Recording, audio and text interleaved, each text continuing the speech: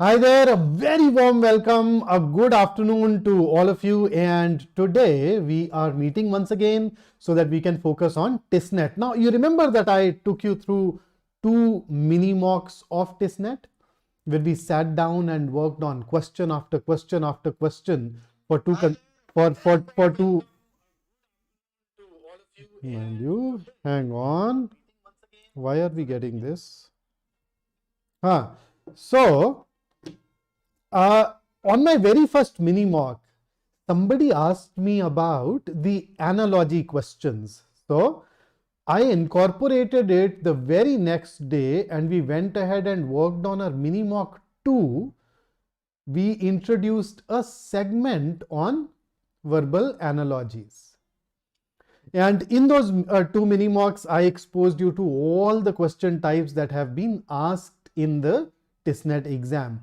Now, the other thing that some of you asked me during mini mock 2 was a session on grammar. You know, a session where you get to practice a little more of grammar instead of practicing everything. So within TISSNET, there are two different ways in which grammar is tested, or two question varieties using which grammar is tested. One of them is fill in the blanks and the other one is sentence correction. So I have questions belonging to both the varieties for you today, and that's going to be the primary focus for us. Yes, I have included two questions that are not grammar questions in our discussion, but then a bit of variety, a bit of warm up is always desired, right? Apart from that, everything else is kind of directly, indirectly going to focus on grammar. So if you have any question, any concern throughout this session, I am looking at the comment box frequently. I'd be able to address it there. In case there is a particular area of English that bothers you more, do let me know so that we can go ahead and create more practice sessions for you along those lines as well, right? So we're bringing a lot of sessions here. There are sessions that focus on CMAT, sessions that focus on Maharashtra CET, sessions that of course focus on TISSNET. So before I take you through the questions, those of you who are joining me today for the first time and are curious to know about the exam pattern, here it is. So a 100-minute exam with 100 questions. That's what TISSNET is essentially all about. The marking scheme is +1. There is no negative marking, which means that when you walk out, you should have attempted all the 100 questions. What is the score? Pratyush, the score basically depends on the course that you are applying to. But if I talk about your MA in HRM and LR, Human Resource Management and Labor Relations, then you should target 75 marks. Out of the 100, this should be your target. Now, out of these 100 questions, 30 of them belong to English, then another 30 which clubs QA, DI and LR together, and then there are 40 questions that belong to GK or general awareness. And there is no sectional time limit. Do we have a sectional cutoff? Yes, but that is only for the general awareness section where the examiner expects you to score 14 marks if you are a general category candidate. For some other categories, it could be lower. I think for OBC non-creamy layer, it was going down to 12 last year, if I remember it correctly. Right. So that's a basic overview of the section. If you want to dive into greater detail, you would find more sessions about TISSNET, the exam pattern, the college, the courses at this channel itself. So you won't have to really go elsewhere. So let us start with our questions. And before I start with the questions, if you're a subscriber to a channel, great, yeah, you are regular, you're part of the family and you're increasing your chances of success. In case you haven't subscribed to us yet, do subscribe and press the bell icon. That ensures that you do not miss out on a single session that we conduct here. And each one of these sessions adds a lot of value to your preparation, takes care of a lot of your questions, right? And feel more than free to share this session with your friends as well so that even they can benefit. So, Express Music, the last date to apply for TISSNET is gone. Aren't we a little late for that? Okay, so I hope you've read the directions. you've been given a sentence with a blank or blanks. Please choose the most appropriate word for that blank from the given options. So TISSNET uses this question variety as your conventional fill in the blanks, and it can also use it to test your understanding of grammar. So there are a lot of preposition based questions in TISSNET. Quite a few of them are actually found in the fill in the blank area. So here is your first question on the screen, and your time starts now.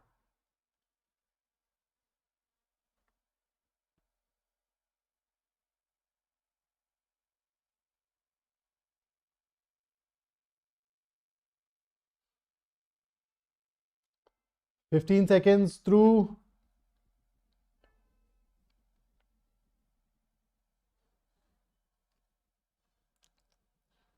5 seconds left. Answers. Okay, so Shubh has shared his answers. Attitude. Nice to see you again. I mean, those of you regular, I've started recognizing you guys by now. That's good. Okay, so let us quickly look at the meanings of all of these phrasal verbs. So give away basically means to offer something as a present. So remember, a lot of YouTubers who organize these giveaways where they distribute gifts. What is give in? Give in is to surrender. Give in is to accept defeat. Or given can also mean to yield to a temptation. So, somebody sent this really delicious cake to me the other day, and I decided not to have sugar. I did not eat it for 8-9 hours, but finally I gave in to the temptation and had a slice of that cake. So that's given. Give up, all of us know, give up means to give up. Give up can also give. So give up is to, when you stop putting in the effort, when you throw in the towel. And then give off. Give off basically means to produce something such as smell, heat, light, etc. So now that we know all the meanings, can I say that radium produces certain rays? And that is why our answer here should be option D and not option A. Giveaway has a different meaning. I mean, so many of you have witnessed these giveaways happening on social media, right? So that's different. Absolutely, absolutely. So with that, let us dive into our next question. Question number 2 on your screen. This is a non-grammar question, by the way, and your time starts now. So just use your logic, use your brains. It'll be a bit of warm up for your gray cells, and we'll be able to move on.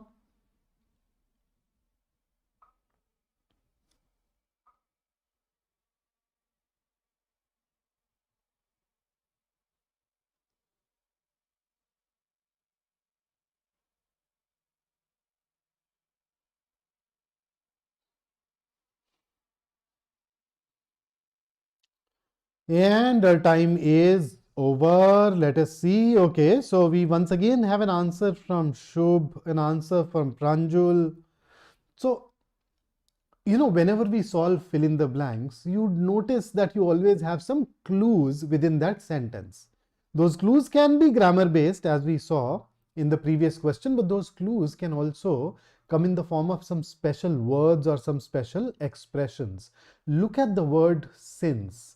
Now, in this sentence, since is being used to provide a reason, a basis.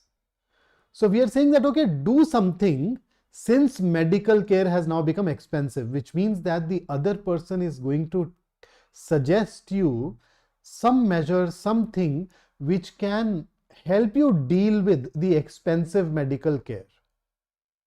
Right? So which one of the 4 will help you deal with expensive medical care? B. Insure. So, I mean, I see some of us have chosen vaccinate, but then what does vaccinate really mean? You take that, okay, all of us know vaccine. So you take a vaccine, but then do we have a vaccine for all the illnesses? No, it's only for certain types of illnesses. So you can still fall ill, you may still require hospitalization, and if that happens, you'd still have to shell out a lot of money. Now, some of us got confused between insure and ensure. So what is ensure with an E and what is insure with an I? So insure with an I basically talks about insurance. On the other hand, if I ask you to ensure something, I want you to make sure that that thing happens, right? So ensure is to make something certain to happen, sure to happen.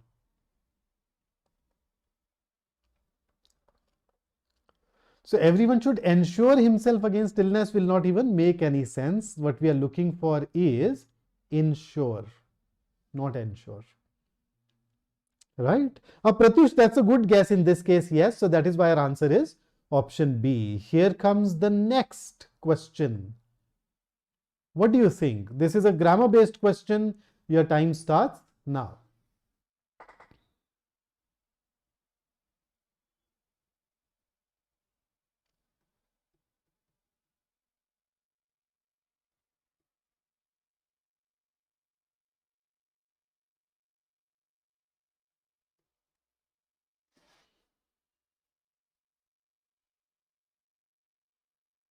Okay. Shubh, that was really quick. Then Sanjana has also given B, so does Lahari. Okay, fantastic. So the first 5 answers are all B. In fact, even the answers coming thereafter are B, and that in fact happens to be the right answer.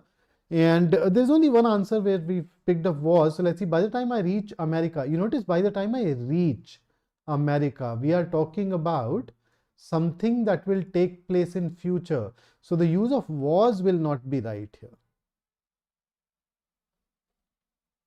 Right? So that is why we can eliminate that. And since you have already, all of you combined, have managed to rule out A and C, I think we can skip discussing that. Right? In case you have a specific question, feel more than free to ask and I'd love to answer.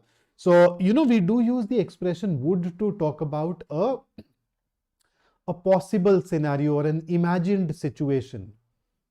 So that is what we are using it for here. Here comes the next question on your screen and your time starts now.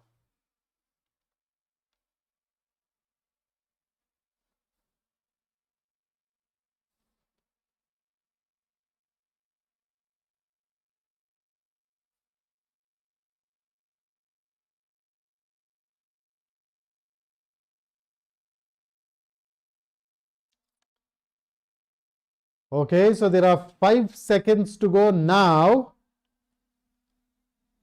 Let's see what the answer is. Okay, so we have one answer, 2 answers now.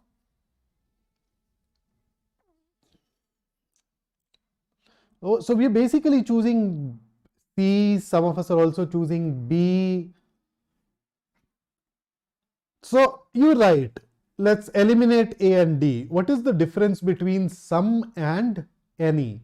Some is used for positive ideas, positive scenarios, whereas any is used for negative scenarios.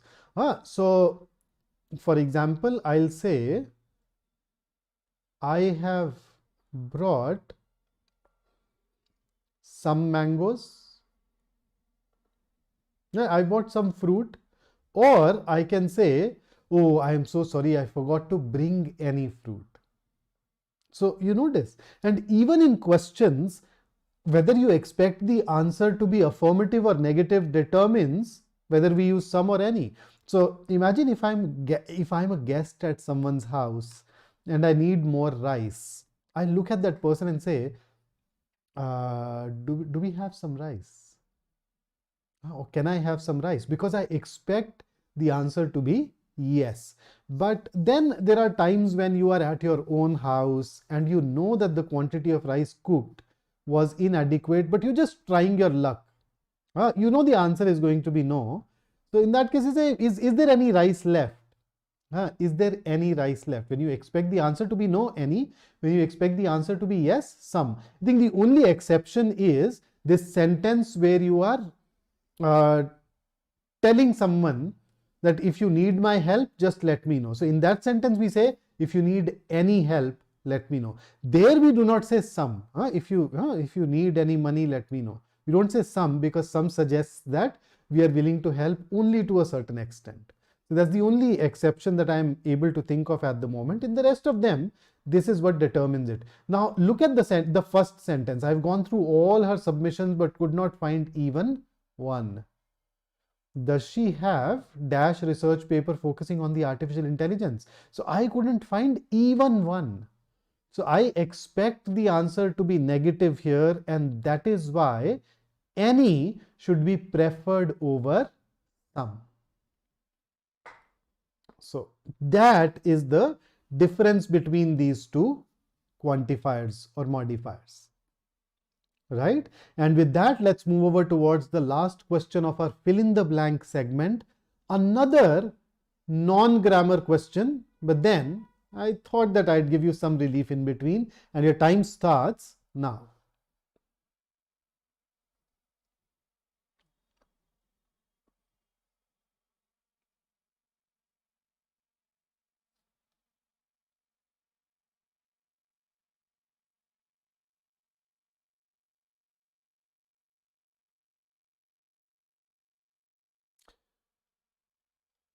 Okay, we are 5 seconds away from discussion. Okay, so we're getting B, C, and C. Okay, so I said that it is not grammar based, but in reality, if you look at it, it has to do basically with grammar. So you notice that immediately after the blank, we have the preposition of. So do we use condemned with of? Condemned is followed by the preposition for. Charged is followed by the preposition with. So if I put in condemned here, the sentence will become grammatically incorrect. If I put in charged here, the sentence will become grammatically incorrect. Accused is followed by of. So that sounds fine. Executed. Verbs like execute, punish, they are followed by for. If they mention a crime, you're executed for or punished for something. So once again, if I introduce D in the sentence will become grammatically incorrect. So accused is the only one after which we can put in the preposition of, and that is why our answer is C. And a lot of such questions are found in TISSNET. I shared it in the last class. I'd share it once again. It is a well-known concept called dependent prepositions or fixed prepositions.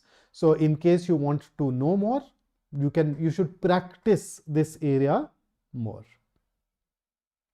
Okay, so the concept of dependent prepositions is that some verbs, some nouns, some adjectives are followed by some specific prepositions. That's it. Right, so that's why.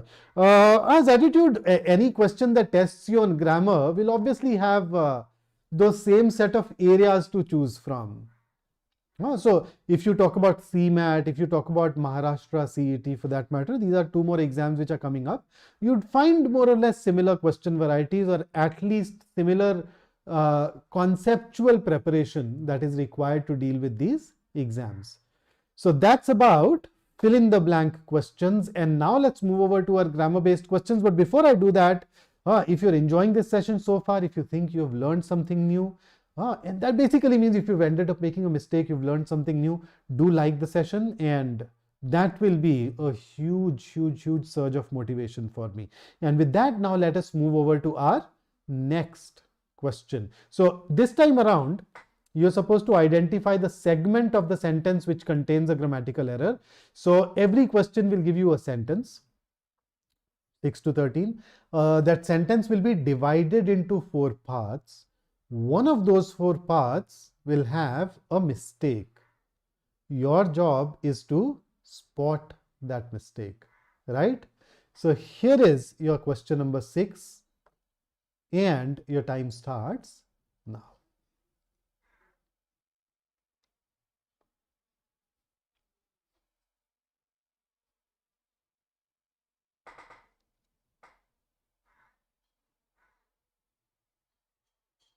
Halfway through.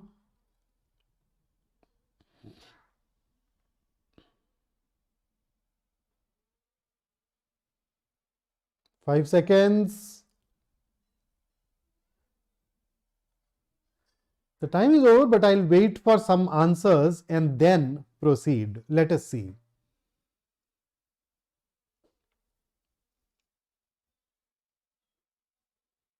So I know there is a slight gap.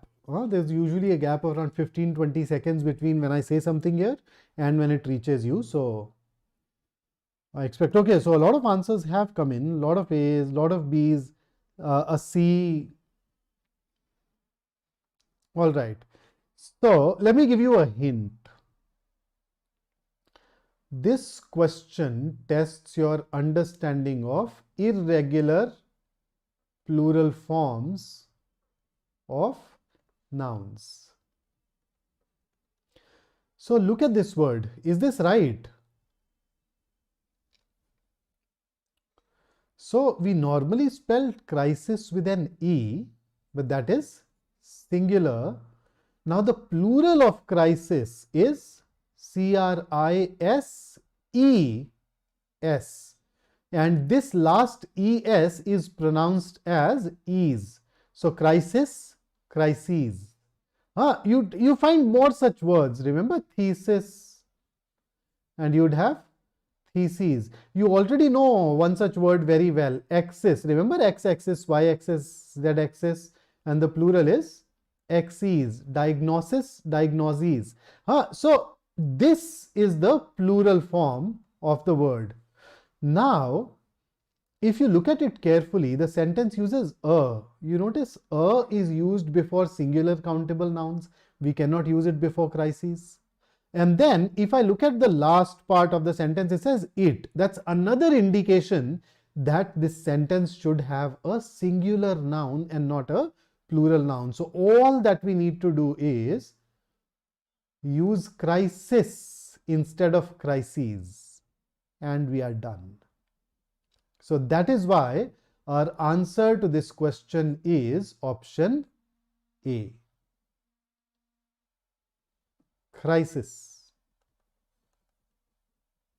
Done? Here is the next question on your screen, and your time starts now.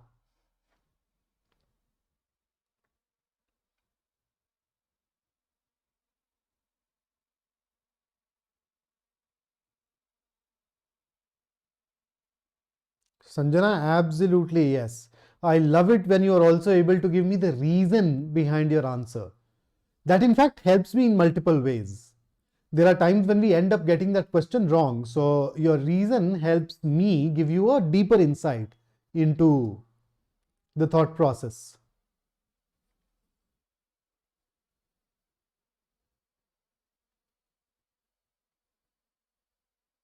So what say you? Zatitude thinks it should be option D. Okay. Shubh has picked up A. Another D. So far it is DAD. By dad आ गया comments में अभी तक. What else? Okay. So the correct answer here is indeed. Okay. So I'll give you a hint. This sentence tests your understanding of conditional sentences. It is a special part of tenses. So you remember those sentences that start with if, there are 4 of them. So if Britain, it won't be left, it will be leaves. The rest of it is fine. Dominic Grieve, a leading conservative opponent of Brexit, has predicted that up to a dozen ministers, including 6 from the cabinet, will resign if Britain leaves the EU without a deal. So if you have future indefinite on one side, you need to use the present indefinite on. So the if part will use present indefinite if the other part has a future indefinite. So that is why option D. Okay, here is your next question on the screen and your time starts now. Let us see what you think of.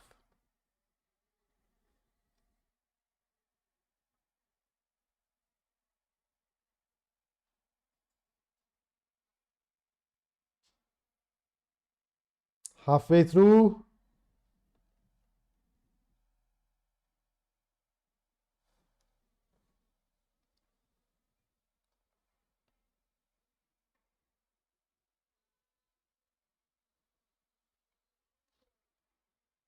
Okay, here is the hint in case you are still contemplating. This sentence has got something to do with the use of pronouns. Specifically, something called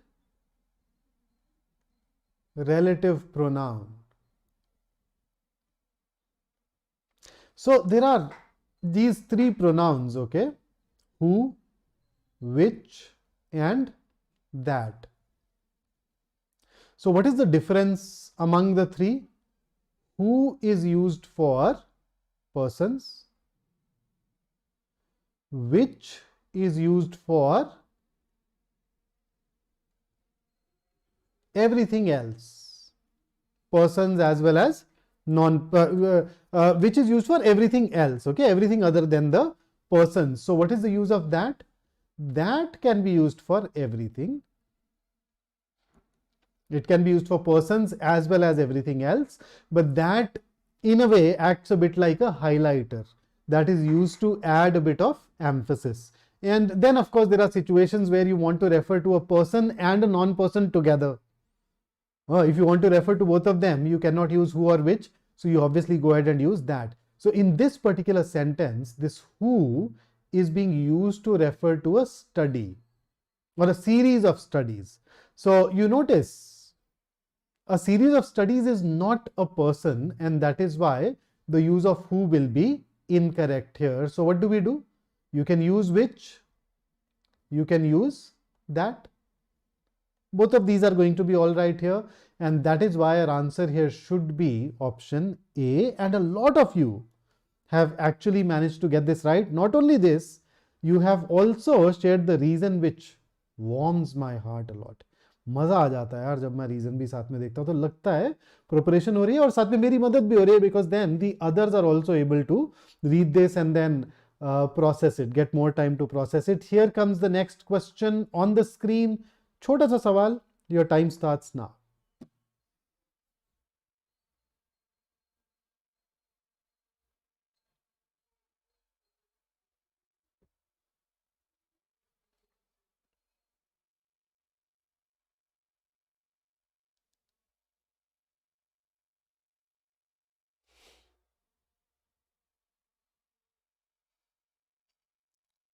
Last 5 seconds.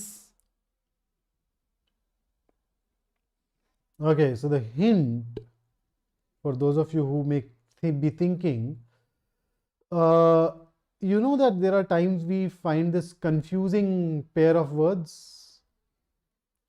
The expression that we normally end up using is confusibles. So it has something to do with that.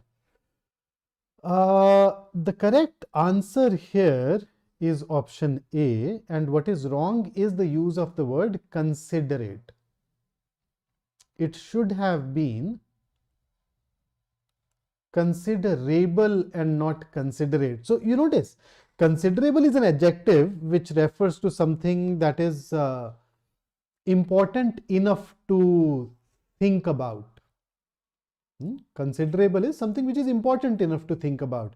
Whereas considerate as an adjective is used to refer to a person who thinks of the feelings, who thinks of the interests of the other person. Right, वो सामने वाले का ध्यान रखते हुए act करता है, काम करता है. फॉर एग्जाम्पल, मैंने थोड़ी देर पहले बोला था यार वीडियो को लाइक कर दो. If you press that like button, you are being a considerate individual. On the other hand, considerable will be that a considerable effort is required to improve your communication skills. Right? So that's considerable. So the use of considerate here was wrong, and that is why the answer is option A. There remains a considerable doubt over the existence of life on other planets. No, the is not necessary here. Okay. When it comes to a singular countable noun, you usually need to have an article before it. When it comes to plural nouns, that's not necessarily the case. And we are not talking about some specific planets, right? It's an entire universe, and there are maybe, we probably are, we can use it to refer to any planet in all the galaxies in the universe. In that case, the is not needed. On the other hand, if you're referring to a specific set of planets, then you would use the here. Question number 10 on your screen, and the time starts now. Go ahead and tell me what you think.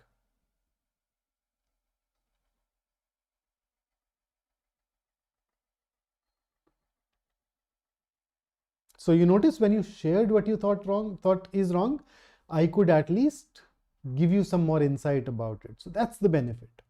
You're able to get a very specific answer to what happened in your mind when you saw that question.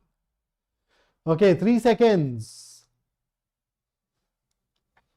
Here is the hint. It has got something to do with subject verb agreement. So yes, a lot of you are saying that the answer should be C, and I agree with you. It is indeed C, and the reason is that the subject here is more than 1 in 5 Britain. So this entire part is the subject side of the sentence. So whenever you use more than 1,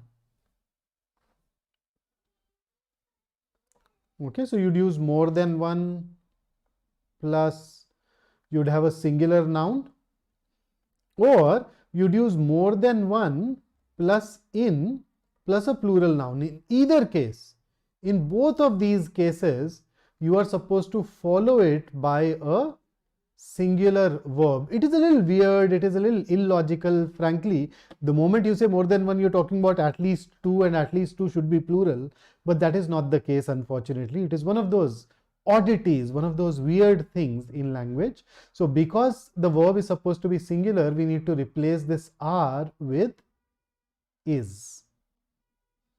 And that is why our answer is C. So more than 1 in 5 Britons is now classified as a bees.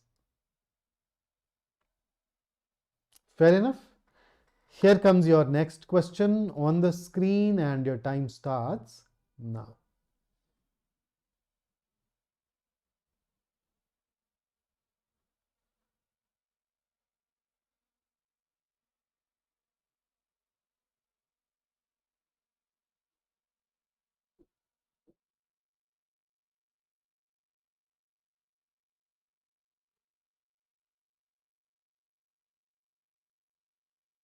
Five seconds to go.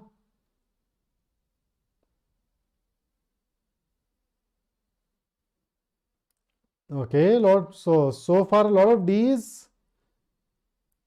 And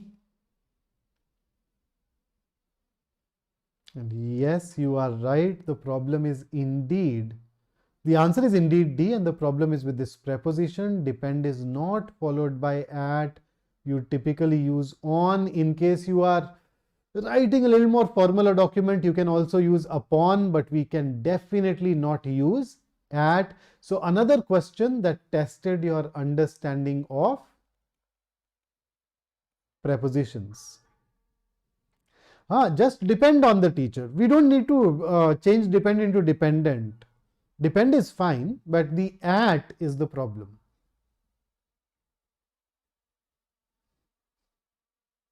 So if you use dependent, you'd need to introduce another word than just being a dependent of the teacher. Then the structure has to change a little more. Here comes the next question. Okay, then you saying, Ankit, but a teacher. Here you notice the teacher. Look at the teacher. So one of the ways in which we use the article the is that there are times when we use it with a singular noun to talk about every member of the category. So there are times when you use it with a singular noun to talk about every member of the category. Okay. So in that case, using a plural will actually defeat the purpose. Then you'd need to remove the. Right. So here is the next one, and your time starts now.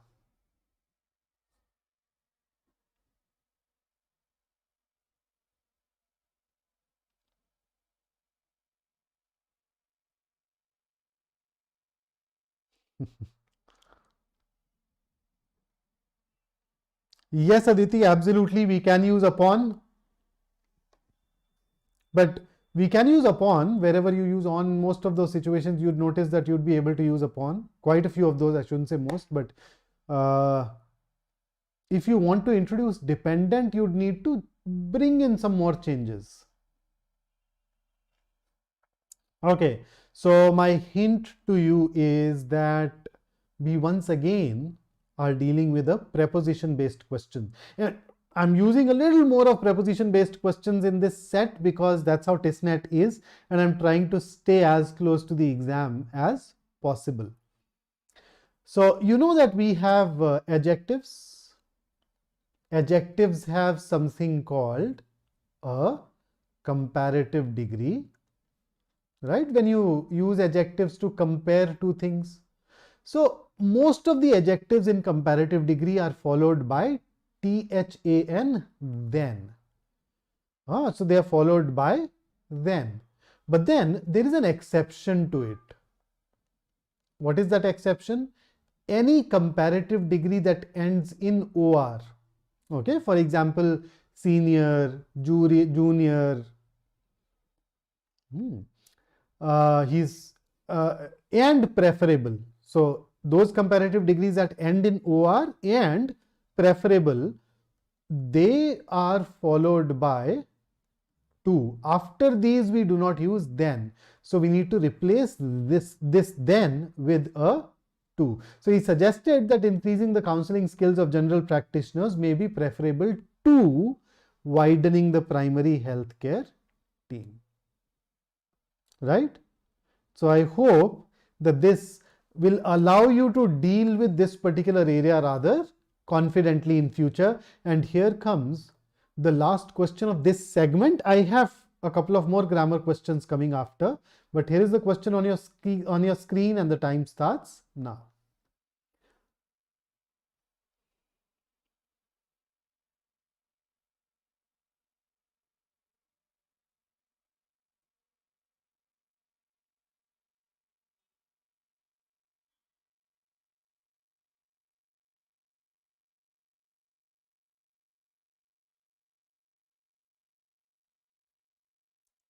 Five seconds to go. Okay, so once again, time for a hint. Have you heard of this area called parallelism?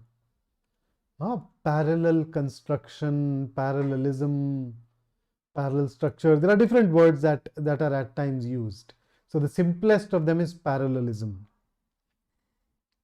You've heard of it? If you have, then this should be an easy question for you. Pratyush, you're pretty close, yes. But I'll still prefer D as my answer. So parallelism says that if you are talking about similar ideas, you should give them a similar outward appearance. And outward appearance in terms of grammar means that you're using similar grammatical units. So if you're combining a lot of similar things, if one of them is a phrase, make sure that the rest of them also happen to be phrases. If you're using a clause, make sure that the other parts are also clauses, and then we can keep digging deeper. So you notice we are using a conjunction here, neither nor. What do we have after neither? Wait for something. So you have a verb plus something else. So basically you don't have a clause here, right? But after nor, you have a subject along with a verb. So you have an entire clause here. So a phrase on one end, a clause on another, that is wrong.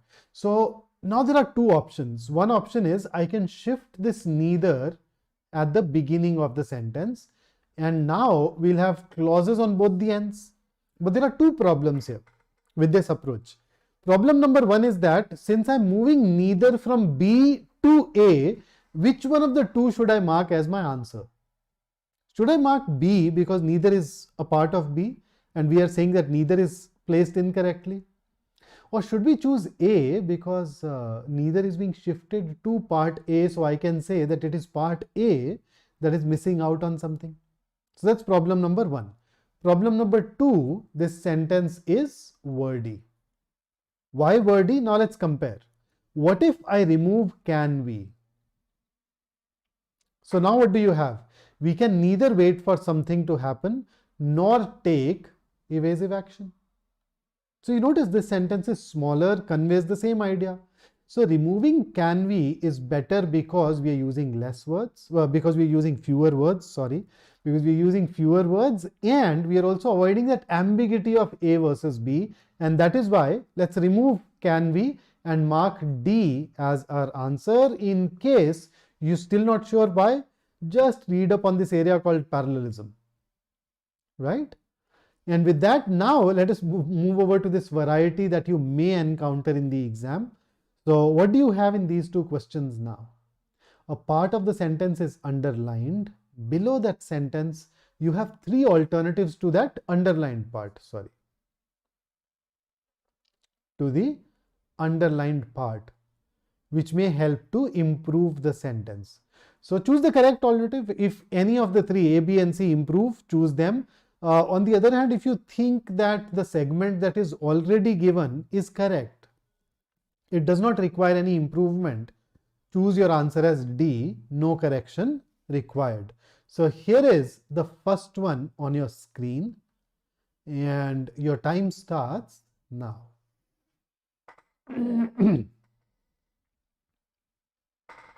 Now, Pratish, it's absolutely okay. It was actually subtle. The approach that you took was right. I mean, that would also make the sentence correct. It's just that we had a couple of issues that we discussed as it is, so those discussions are the ones that make us better. Last 5 seconds. So what I have seen, just to carry that thought further, what I have seen is that a lot of us know grammar. A lot of us read a sentence and we know what is wrong.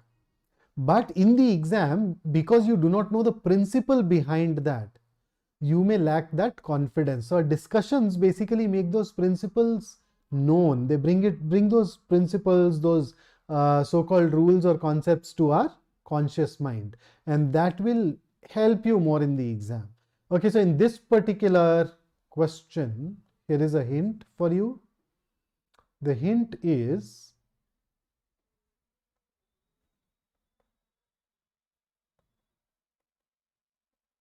this is the topic that it belongs to.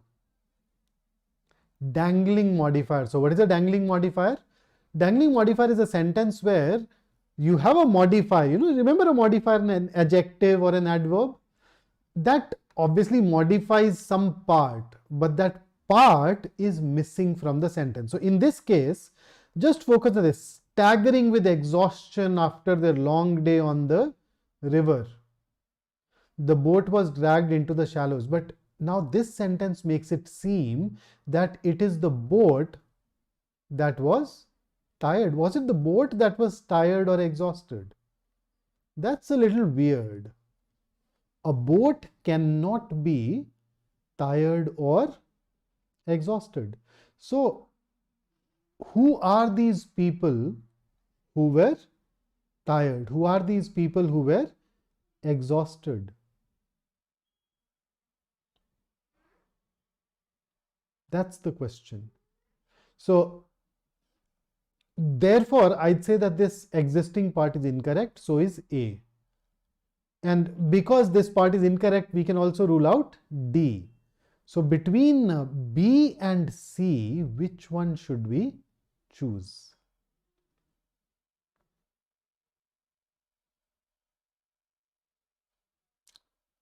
So the rafters drag its boat, or the rafters dragged their boat. Its versus their. So because we are talking about a plural noun, we need to use a plural pronoun. B can also be eliminated, and that helps us narrow it all down to C. So if you want to know more, read up. I mean, there are these 3 errors related to modifiers. You have dangling modifiers, you have two-way modifiers, and you have misplaced modifiers. These are very subtle. When you read a sentence, these are errors that we at times forget to spot. So we need to pay special attention to this particular bit, right? So here comes your next question on the screen, and your time starts.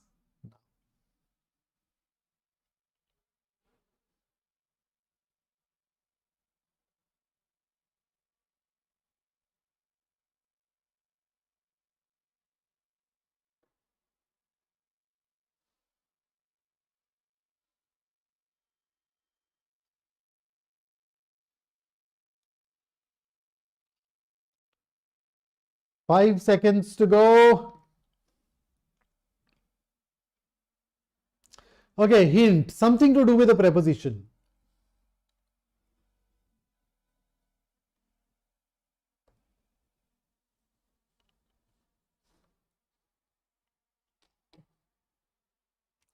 Okay, so some of us are choosing A, some are choosing B.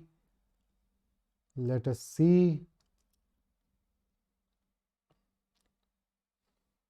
So the correct answer here is option B indeed. Speak for itself. Speaks for itself. Now, some of us have also chosen A, but then you notice will speak for something, for an incident that has already happened. Saying, I'm not going to offer any explanation about this incident. My behavior speaks for itself. So I don't need to explain myself. My behavior explains itself. I'm talking about a verifiable fact when I use a present indefinite tense. But will take it to future, and that will create this problem. That why will my actions speak in future for an incident that has happened in the past? So that's a little weird. Speaks about is incorrect, and of course the existing sentence is also incorrect. Speaking itself does not even make any sense. So D is also ruled out. So B it is. And in case some of you have managed to get quite a few of these questions wrong today, don't worry, because that's a misuse of your imagination. Why worry? Just start preparing, right? We worry because we start using emotionally loaded language. We say, yaar, ye wala test na acha hua ya kharab hua na. Tests scores are neither good nor bad. Your scores can be high or low, and we just want to move towards high scores. So stay in the right frame of mind, and that will help you immensely. We ensure that people are able to do that when they join us and work with us. Okay, and in case you know anybody is preparing for CAT 23, do recommend this channel to us, and tell them to join this session that is going to happen tomorrow, which will be very useful for them. Additionally, remember the window for CMAT mock is open now. So make sure that you write it at the earliest and get that real experience. In fact, you can also register yourself for the Maharashtra CET mock, which will start in February, right?